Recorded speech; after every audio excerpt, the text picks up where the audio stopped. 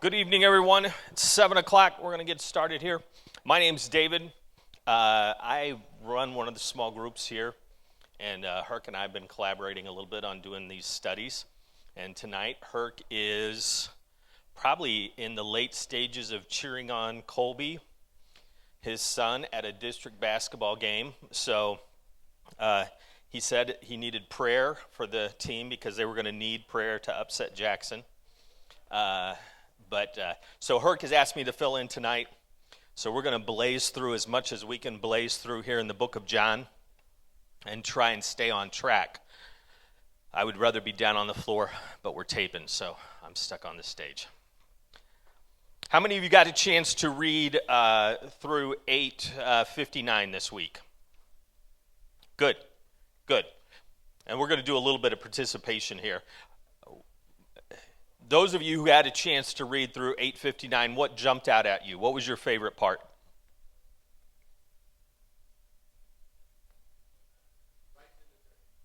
Right then and there? All right, tell me more. Oh, okay. Yeah, from the story at the beginning of chapter 8 with the woman caught in adultery, right? Good. What did that mean to you, Tom?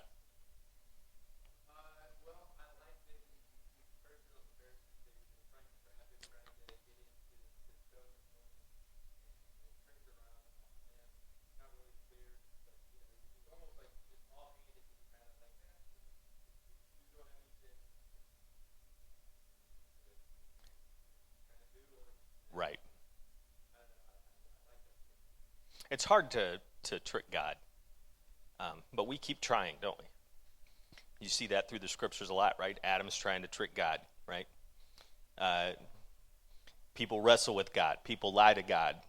But God has a way of figuring that thing out. Who else had something that jumped out from this passage?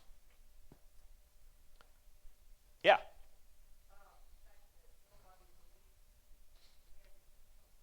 Yes. Yes.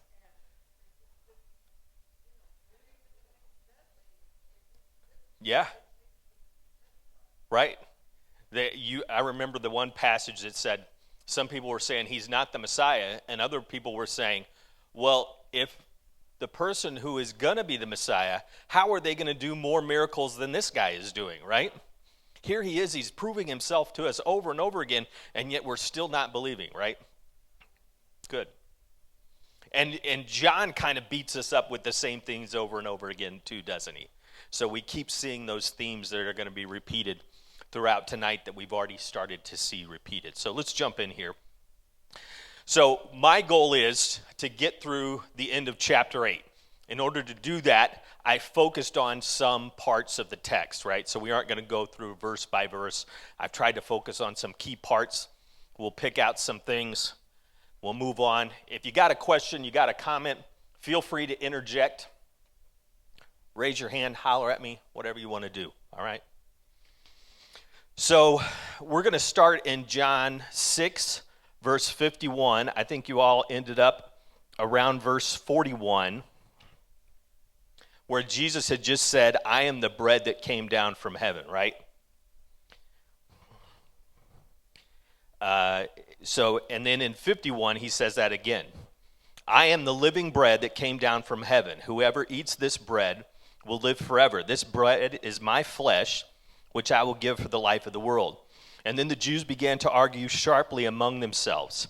How can this man give us his flesh to eat? And Jesus said to them, very truly I tell you, unless you eat the flesh of the Son of Man and drink his blood, you have no life in you. Whoever eats my flesh and drinks my blood has eternal life, and I will raise them up at the last day. For my flesh is real food, and my blood is real drink. Whoever eats my flesh and drinks my blood remains in me, and I in them. Just as the living Father sent me, and I live because of the Father, so the one who feeds on me will live because of me. This is the bread that came down from heaven. Your ancestors ate manna and died, but whoever feeds on this bread will live forever. He said this while teaching in the synagogue in Capernaum. So you probably heard this verse a few times. We're going to hear it again. Why does John write the gospel? right? John 20:30-31. But these are written that you may believe, one, that Jesus is the Messiah, the Son of God, and two, that by believing you may have life in his name. Everything is in this gospel is going to flow from those things. That you're going to believe in Jesus being the Son of God, and by believing, you're going to take part in that, right? You're going to have life, the life of the age to come, through that belief. And so in this little passage we read there, John is setting up Jesus as a number of things, right? He is a greater manna. So the Jewish people, and keep in mind, as we're going to see coming up real quick, this is really close to the Feast of Tabernacles, the Feast of Booths, the feast, whatever you want to call it. And that was when the Jewish people celebrated God's provision for them in the wilderness. So it's against this backdrop that Jesus is saying, you're getting ready to celebrate God's provision in the desert, that manna that came down from heaven.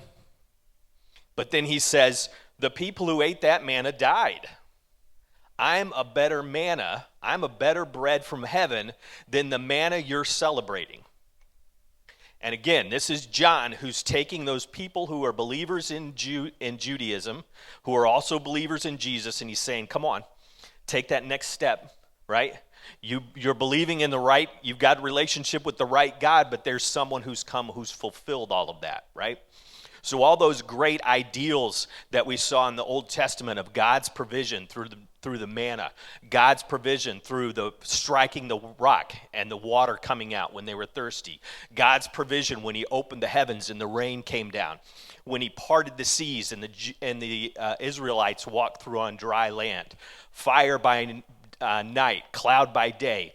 Time and time again, God was there for them and God was providing. And Jesus is saying here, that's all great. I'm better. So that manna that the Israelites ate in the Old Testament, they still died. Jesus is saying, you take part in me, the new living bread, you're not going to die. The one who feeds on me will live because of me. This is the bread that came down from heaven. Your ancestors ate manna and died, but whoever feeds on this bread will live forever. So John is setting up Jesus as the greater manna. The person who eats the living bread, Jesus, will have the life of the age to come down to earth, right? That's what we saw in John 3 when Jesus is talking to Nicodemus, right? You believe in me, you're going to have eternal life. But it's not just eternal life in the future, right? It's the life of the age to come in this life, but it's also the life of it's going to be being raised up at the last day too, right? Jesus is being portrayed by John as being sent by the Father. Jesus is saying, I'm sent by the Father. I am the messenger from the Father. He's in direct relationship with his Father, Yahweh. And he's not just a messenger from the Father. His flesh is going to sustain us. His blood is going to satisfy our thirst. By taking part in that food and that drink, we take part in a relationship with Jesus. And by the transitive property, we take part in that relationship with God, right? That says that in verse 57. Just as the living Father sent me, and I live because of the Father, so the one who feeds on me will live because of me. So that relationship to God is flowing through Jesus as he's being sent here to the earth. You feed on me and you live because of me. Life is flowing from God the Father to you through the person of Jesus Christ. And again, I'm going to remind you, you've got these Jewish believers, right? They believed in the law. And John's saying, come on, take that next step. Jesus is God the Father come down. Place your faith in him. He's the one who was sent here. And that's how you're going to have a relationship with God, by placing your faith and your trust in Jesus. The Jewish Christians would certainly relate this passage. So the people who are reading this, that John's writing to, the people that are hearing this, they're going to relate that to that Passover meal that they're celebrating, right? They did this all the time. We know that the early Christian church, the early believers, when they would gather, they would take communion. They took it really seriously. When Jesus said, do this, right? Partake of the cup, partake of the bread. Do this until I come again. They took that seriously. And so the Jews would certainly have reflected and heard that idea of communion, what we now call communion, that Passover meal that they celebrated when they would gather together as believers. They would hear that when they hear Jesus say, drink my blood, eat my flesh, right? It was part of Jesus and his sacrifice, abiding in him and living through him. So John 6:60 now. So now that's starting to sink in. Jesus has said, drink my blood, eat my flesh. And the disciples are like, time out. Question.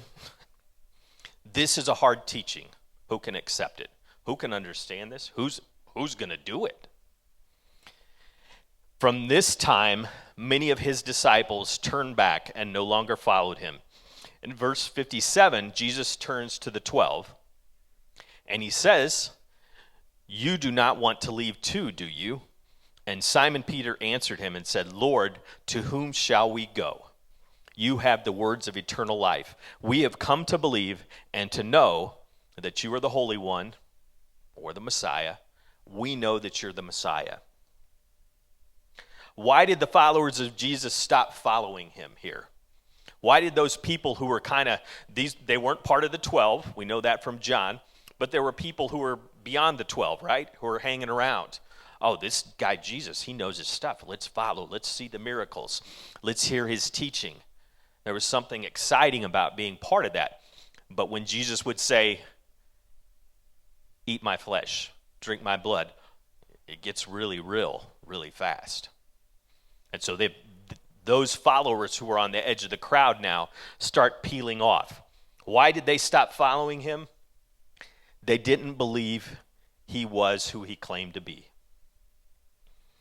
They didn't believe in his authority as one who came from the Father. They rejected the mystery of Christianity, which is that by taking part in Jesus' sacrifice, taking part in his blood and his body, that we have a relationship with God the Father. That's the gospel in a nutshell, isn't it? And that's what they rejected. And again, I'm going to remind you, who are we writing to? We're writing to those Jews who are on the edge of belief. And John's calling them, come on, don't be like that crowd who heard the hard teaching and walked away. Hear me. This is the mystery that we partake of God through Jesus' sacrifice, through partaking of his body and his blood. We have relationship with the Father. The people who peeled off and left, they couldn't make that break with their life and what they believed and how they lived. They couldn't make that jump from what they were used to, from their everyday, from how they'd been raised, from how they viewed the world from the time that they were growing up, right? They couldn't make that leap from that to this new thing, to what God was speaking to them, to what Jesus was showing them. They couldn't make that break. Do we struggle with that? Absolutely. And then I just wanted to note, we have another parallel confession. We remember in Matthew, Mark, and Luke, Jesus comes to Peter, who do you say that I am? Peter says, you are the Christ, the Son of the Son of the living God. And we have that parallel confession here, where Jesus says, same idea, little different words. Lord, to whom shall we go? You have the words of eternal life. Who we have come to believe and to know that you are the Messiah.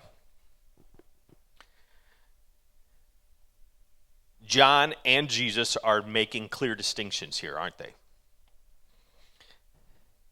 The crowd that departs, the people who are on the edge, who kind of were believing. Earlier on in chapter 6, Jesus rebukes the crowd, remember? He says, you're here because your belly's full, right? You're not here even because of the sign. You're just here because you got a free meal. And so John is drawing those clear distinctions between the people who are leaving and those who are following, right? So some leave because of the hard teaching. He turns to his 12, and what does Peter say? Where else can we go? You have the words of life. You're the Messiah, right? And then immediately Jesus draws another dichotomy there where he talks about Judas, right? So you have a contrast with those who are inside the kingdom, those who are inside with belief, and those who are without belief, right? And that's that dichotomy that we see all the way through John. He who believes has eternal life. He who does not believe has already been damned, right? So I think I'm on the second page here. Towards the bottom, Jesus changes the scene to the celebration of the Feast of Tabernacles, the Feast of Booths. The Jews call it Sukkot, and it's one of the biggest three festivals, one of their three biggest feasts that the Jewish people had. If you lived within a certain radius of Jerusalem, you were expected as a male Jew, you were expected to get up and to go into town and be part of the feast. So this was a big deal for them. And again, that Feast of Tabernacles was celebrating God's provision in the wilderness. So they were reminded of that exodus from Egypt to the Promised Land and how God provided for them all the way through, right? God provided them from leaving Egypt. God provided in getting away from the Egyptians. God provided food. God provided rain. And so they're remembering all of that and celebrating the provision of God. And John loves the Feast of Tabernacles. You'll see some commentators who believe that the whole book of Revelation is a reflection of that Feast of Tabernacles, when you have the trumpets and the bowls, and all those things are part of the Feast of Tabernacles. So you see the Feast of Tabernacles all the way through John, all the way through 1st, 2nd, 3rd John, all the way through the book of Revelations. John loves that feast. So we're into chapter 7.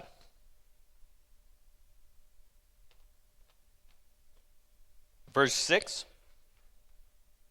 Jesus told them, "My time is not yet here.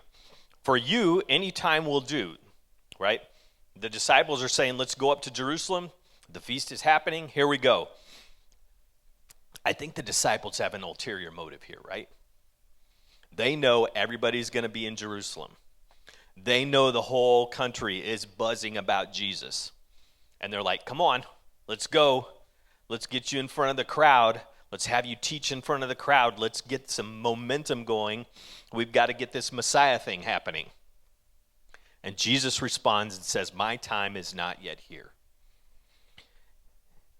And so we see that when we hear that, we think God has a plan, right? It's not Jesus' time yet because God has ordained this whole process. The world cannot hate you, but it hates me because I testify that its works are evil. You go to the festival. I am not going up to this festival because my time has not yet fully come. And after he said this, he stayed in Galilee. However, after his brothers had left for the festival, he went also, not publicly, but in secret. Now at the festival, the Jewish leaders were watching for Jesus and asking, where is he? And not until halfway through the festival, I skipped a few verses there, so I skipped from verse 10 to 14. I'm aware of that. I wasn't trying to sneak verses out of the Bible. Not until halfway through the festival did Jesus go up to the temple courts and begin to teach. And the Jews were amazed and asked, how did this man get such learning without having been taught? The Jews were a hierarchical religion. They had rabbis who were established. And if you were a rabbi, you would learn at the feet of another rabbi. And that's how you learned. And you would get your authority based on who you were taught by. And you would cite rabbis who were more authoritative for your argument, right? You would say, as Gamaliel says, we know that da-da-da-da-da-da-da. And people would be, we can't argue with Gamaliel, right? And so this is that hierarchical part of the Jewish religion. Jesus is way outside of that, right? Jesus is coming in and teaching with authority, and they're like, who is this guy? He didn't come from one of the rabbis. He hasn't sat at their feet and learned. How did this man get such learning without having been taught? They are arguing based upon the relative weight of opinion, and Jesus is arguing based upon what? In chapter 7, verse 16, he says, my teaching is not my own. It comes from the one who sent me. Anyone who chooses to do the will of God will find out whether my teaching comes from God or whether I speak on my own. Whoever speaks on their own does so to gain personal glory, but he who seeks the glory of the one who sent him is a man of truth. There is nothing false about him. This would have resonated with that target audience of John's gospel, right? This is not about the Jewish authority and hierarchy. Jesus came to fulfill all of that. Jesus' message is from the Father, and it rests on the Father's authority who sent him, not upon man's authority. Not upon religion, not upon the hierarchy down here. It's coming straight from God the Father. Verse 19, I thought this was interesting. Jesus says, has Moses not given you the law, yet not one of you keeps the law? That's a bold thing to say to the Jewish religious leaders, right? You're not keeping the law. Why? Why are you trying to kill me? If you're really serious about keeping the law, why are you trying to murder me?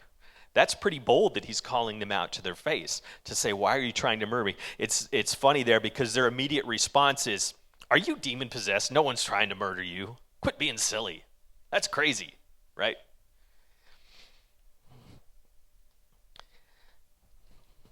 So verse 6, he said, my time is not yet here.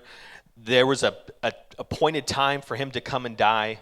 There was an appointed time for him to be murdered by the Jewish power structure. Jesus avoids that. I think that when Jesus sends the disciples on ahead and then he sneaks into Jerusalem, I think that's what he's doing. He's trying to avoid that triumphal entry. He's trying to avoid the crowd coming and being like, here's the Messiah, let's go, let's take over, let's beat Rome, let's take charge. That's what Messiahs do. Jesus is sidestepping that to come and, in his own way, in his own time, to teach and keep ministering the word of the gospel of the kingdom. Jesus said to them, I did one miracle and you are all amazed. I'm going to switch into hyper mode here. Yet because Moses gave you circumcision, though it actually did not come from Moses, but from the patriarchs, you circumcise a boy on the Sabbath. Now if a boy can be circumcised on the Sabbath, so that the law of Moses may not be broken, why are you angry with me for healing a man's whole body on the Sabbath? Stop judging by appearance, but instead judge correctly. Jesus is reminding them that the point of circumcision is keeping the law. The point of circumcision is wholeness. It's a right relationship with God. How can you keep the law of Moses and break it at the same time? If Jesus is healing someone, bringing them to wholeness, restoring them, how is that breaking the law and keeping it at the same time? If your idea is that by making someone whole, you're breaking the law, you may have the wrong idea of what the law is, right? And so if the Jews can't conceive of that, maybe their conception of the law is wrong, and it is wrong. Appearance isn't the driver of the relationship with God.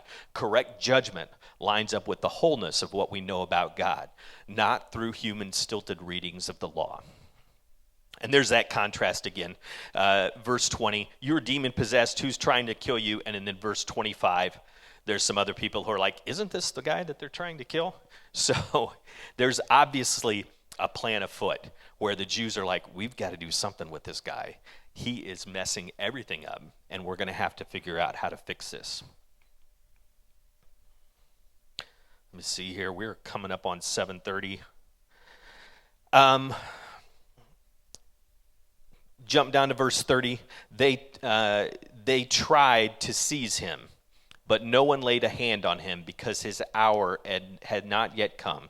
Still many in the crowd believed in him, and they said, when the Messiah comes, will he perform more signs than this man? John is beating these ideas over our head. His themes they're just bam, bam, bam. Jesus comes from the Father. Jesus is the Messiah. His appointed time and task is coming in the future. Jesus is working miracles to show his connection to the divine and show the life of the age to come as it breaks into our life today. That's the point of signs and wonders, right? The point of miracles is to show the glory of heaven in common everyday life, right? So when Jesus performs a miracle, he's showing this is what life in heaven is like, right? There's healing, there's wholeness, there's no sickness. Boom, that power of the life of the age to come is present here in this life. Verse 37, let's see if we can get through this part. On the last and greatest day of the festival, Jesus stood and said in a loud voice, "Let anyone who is thirsty come to me and drink. Whoever believes in me, as the scripture has said, rivers of living water will flow from within them." By this he meant the Spirit, whom those who believed in him were later to receive. And up to that time the Spirit had not been given, since Jesus had not yet been glorified. And upon hearing his words, some of the people said, "Surely this man is a prophet." And others said, "He is the Messiah." The Feast of Tabernacles celebrates the provision of God. By the time of Jesus, there were 8 days of celebration of the feast. And each day of the feast, a priest would go down to the pool of Siloam, and he would fill up a bucket with water, and he would bring it back up to the temple, and they would pour it on the altar as a drink offering to God. And while they were walking from Siloam to the temple, the people would recite Isaiah 12:3. "With joy you will draw water from the wells of salvation." And this was a remembrance of God providing rain when they were in the desert. This was a remembrance of Moses striking the rock and water coming out of the rock so that the Israelites had water. Paul is going to tie that later on in 1 Corinthians 10, verse 3. He said, "They all ate the same spiritual food and drank the same spiritual drink, for they drank from the spiritual rock," speaking of the Israelites in the desert, "that accompanied them, and that rock was Christ," right? So this is a common theme that's running through Christian thought at the time. So the Israelites would have heard this with joy. You will draw water from the wells of salvation every morning during the Feast of Tabernacles. And it's in that setting that Jesus says to them, he says, "Out of you will flow rivers of living water." And you'll get scholars arguing about what that means and which way that goes. But it's clear that what it's referring to, however you want to jump around and make that work, what it means is the Spirit's coming.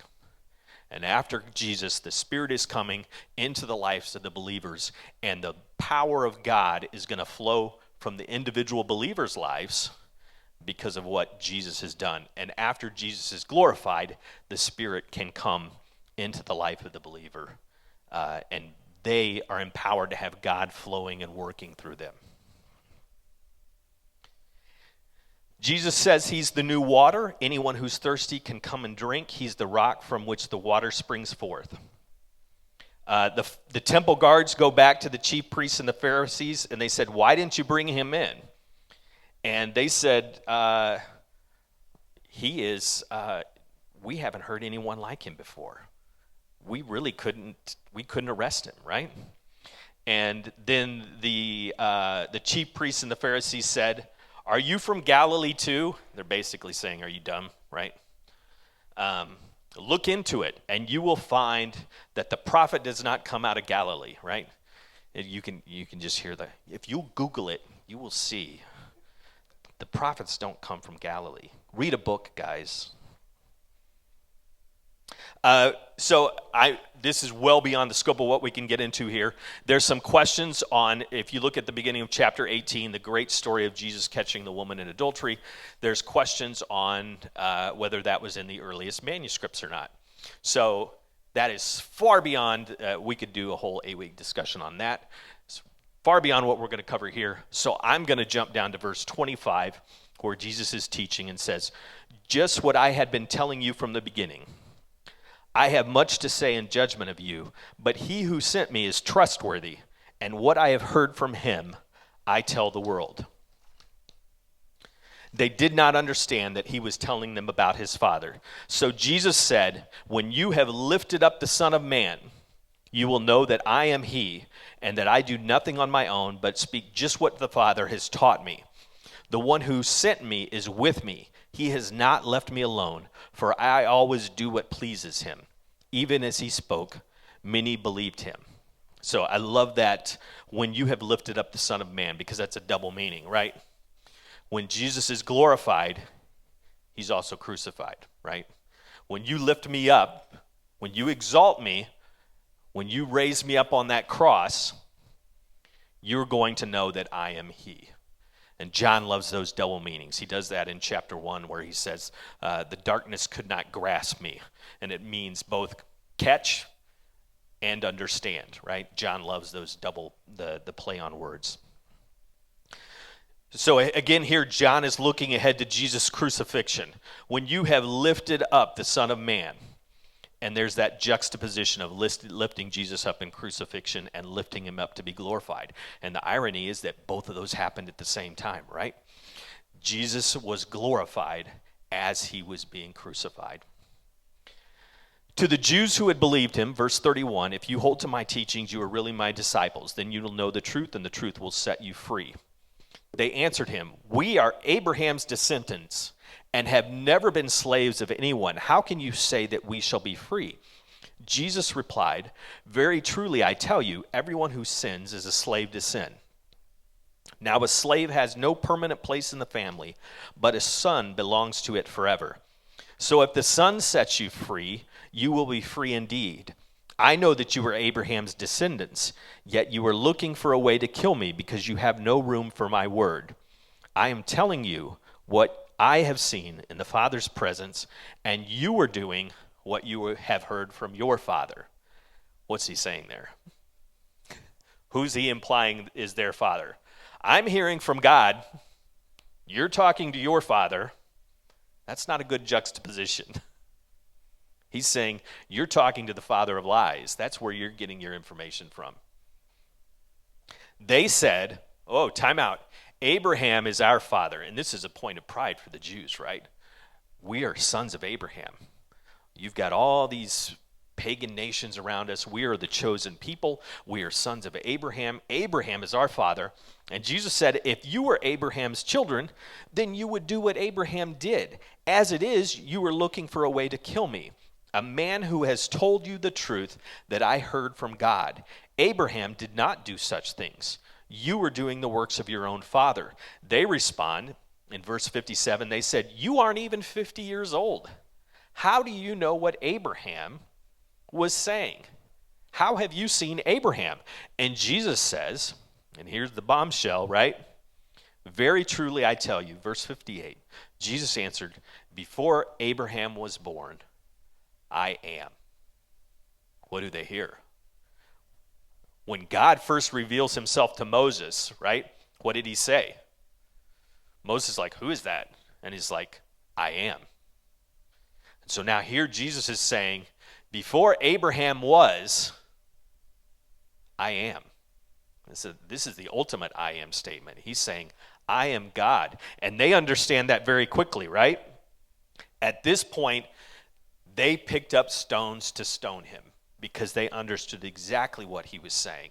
This guy is blaspheming. He's claiming to be God.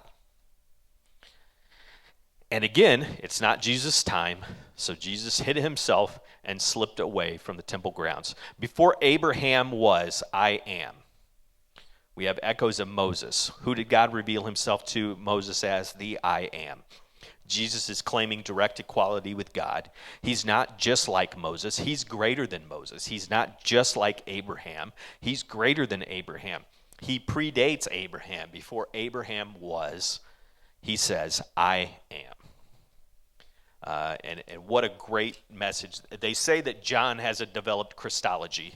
I prefer to think of it, he's just right. gets who Jesus is, right? Jesus is God. And as we partake of Jesus and his sacrifice, we have that relationship with God. The crowd's going to fall away, but if we focus our eyes on him, he who sent Jesus, and we focus on that relationship, and we focus on correct judgment, not judging things by the way the world judges things, but we focus things on judging how God wants us to judge, judging correctly, then we can have that great relationship with God that John is calling us to. So that's it. We've got some questions for discussion, so you can jump into your groups. I'll have Herc's group and my group tonight. So thanks for being here, guys. Thanks for your attention. And let's close in a quick word of prayer and as we go into our small group discussion. God, we thank you for your word.